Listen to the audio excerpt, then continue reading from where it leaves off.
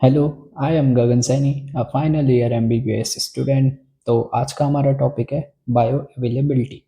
तो आपको कुछ लिखने की ज़रूरत नहीं है, नोट्स के लिंक तुम्हें डिस्क्रिप्शन में मिल जाएंगे। तो ये बायो अवेलेबिलिटी होती क्या है? इसमें आता है कि हमने जो ड्रग लिया वो किस रेट से, किस एक्सटेंट से एब्जॉर्ब होता है हमारे सर्कुलेशन में।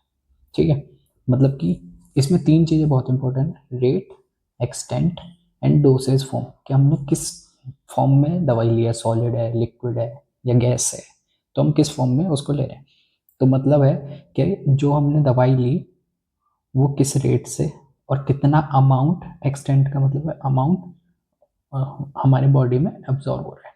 ठीक है, तो हमको पता ही है इंट्रावेनस का तो ये 100% होता है। ओरल रूट में ये फर्स्ट पास मेटाबॉलिज्म को फॉलो करता है, जो कि मैं अभी आप आगे बताऊंगा। तो ये होता क्या है फिर है कि जो टर्म बायो अवेलेबिलिटी यूज़ होता है ना, वो ओरल रूट के लिए यूज़ होता है, क्योंकि यही ऐसा रूट है जो कि फॉलो करेगा एंट्रल रूट को, मतलब कि जीआईटी वाले ट्रैक्ट को।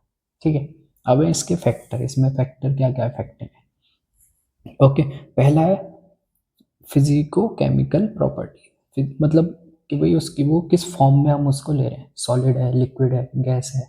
तो जो लिक्विड वाला होगा उसकी सॉल्युबिलिटी ज़्यादा अच्छी होगी, तो इसलिए उसकी बायोअवेलेबिलिटी भी ज़्यादा होगी।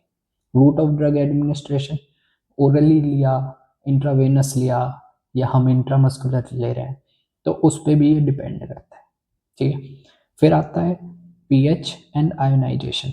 अब पीएच क्या मतलब, जो हमारे वीक एसिड होता है ना, जो हमारे वीक एसिड्स होते हैं वो अच्छे से एब्जॉर्ब होते हैं स्टमक में। ठीक है, और जो हमारे वीक बेस है वो अच्छे से एब्जॉर्ब होता है हमारे इंटेस्टाइन। मतलब कि जो हमारी ड्रग है उसको वैसा ही सराउंडिंग चाहिए एब्जॉर्ब होने के लिए, जिस जो जो ड्रग का नेचर है। मतलब कि अगर कोई वीक एसिड है ड्रग, तो उसको वीक एसिड में ही ज़्यादा जल्दी वो एब्जॉर्ब होगी, तो इसलिए स्टमक में वो जल्दी एब्जॉर्ब हो जाएगी और इंटेस्टाइन में बेस वाली एब्जॉर्ब। ठीक है, फिर है फूड। जो हमारा फूड है वो भी हमारी बायो अवेलेबिलिटी को अफेक्ट करता है, कि भाई वो उसको या तो प्रेसिपिटेट कर देगा या उसको वो ऑल्टर कर देगा, मतलब उसकी केमिकल जो नेचर है उसको, जिसकी वजह से या तो वो कम हो सकती है या ज़्यादा हो सकती है। ठीक है, अब है प्रेजेंस ऑफ अदर ड्रग। मतलब कि अगर जैसे हम इथेनॉल और मिथेनॉल की बात करें, ये दोनों क्या है, ये दोनों कॉम्पिटिटिव इनहिबिटर है एक दूसरे के।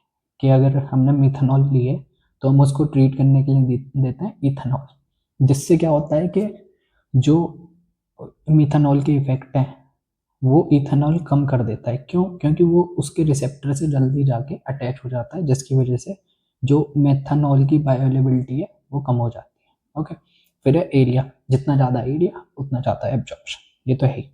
अगर कोई डिसीजेज होंगी, जीआई या अदर डिसीजेज, तो वो भी उसको अफेक्ट करेंगे, क्योंकि अगर किसी को लिवर डिसीज है कोई, वो भी क्रॉनिक, तो उससे क्या होगा कि उसकी अवेलेबिलिटी जो है ना, मतलब उसका मेटाबॉलिज्म अच्छा नहीं होगा, और अच्छा नहीं होगा तो उसकी बायोअवेलेबिलिटी क्या होगी, बढ़ जाएगी, है ना।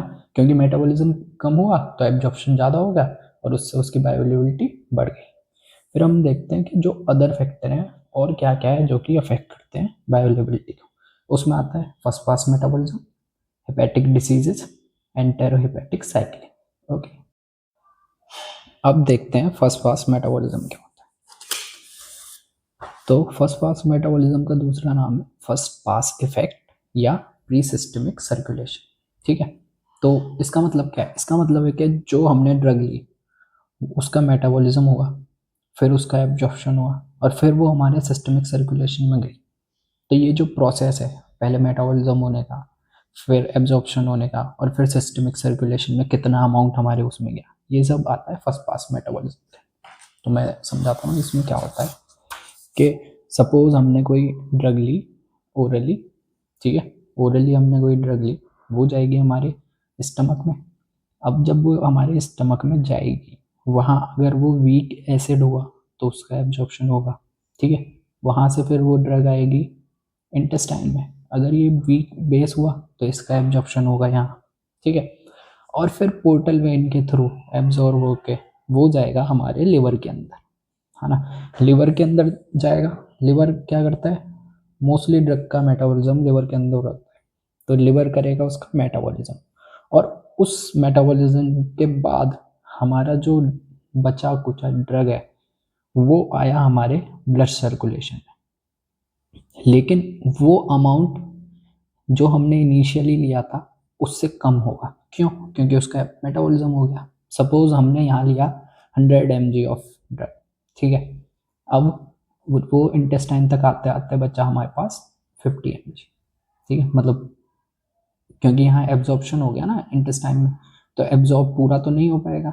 सपोज इसका एब्जॉर्प्शन हुआ 50 mg, अब उसका होगा पोर्टल वेन के थ्रू वो जाएगी लिवर, और वहाँ उसका होगा मेटाबॉलिज्म। अब मेटाबॉलिज्म होने के बाद जो ड्रग हमारे ब्लड कैपिलरीज में, सपोज वो आया 25 mg, मतलब कि जितना हमने लिया उसमें से बस 1/4 हमारे ब्लड सर्कुलेशन तक गया। तो ये क्या है, ये है हमारी कि first pass metabolism. First pass metabolism क्यों? कि हमने लिया, वो पैसेज के थ्रू पास होते हुए आया, और फिर वो उसका हुआ metabolism, then absorption into systemic circulation. और जो हमारा फर्स्ट पास मेटाबॉलिज्म होता है वही बताता है बायो अवेलेबिलिटी किसी भी ड्रग की, क्योंकि जितना ज़्यादा मेटाबॉलिज्म हो जाएगा उतना कम वो हमारे सर्कुलेशन में जाएगा, ठीक है। तो हमारे कॉन्सिक्वेंसेज क्या है इसके? कॉन्सिक्वेंसेज में आता है कि अगर कोई drug extensive first pass metabolism में जा रही है तो हमें वो ज़्यादा डोज में देनी पड़ेगी, तो उसको अवॉइड करने के लिए हम उसको देंगे पेरेंटरली, कि भाई उसका फर्स्ट पास मेटाबॉलिज्म इतना ना हो और वो जल्दी एब्सॉर्ब हो जाए, ठीक है।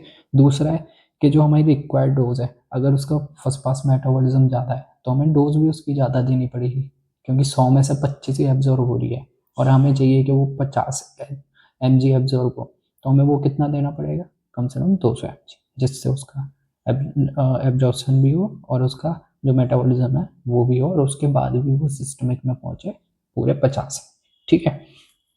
फिर आती है ओरल बायो अवेलेबिलिटी, कि जब पेशेंट में कोई सीवियर डिसीज़ है, सपोज किसी को क्रॉनिक लिवर डिसीज़ है कोई, तो उससे क्या होगा, उसकी ना जो मेटाबॉलिज्म की कैपेसिटी है वो कम हो जाएगी, जिसकी वजह से उसकी ओरल ड्रग लेने के बाद भी बायो अवेलेबिलिटी ज़्यादा आएगी, ठीक है।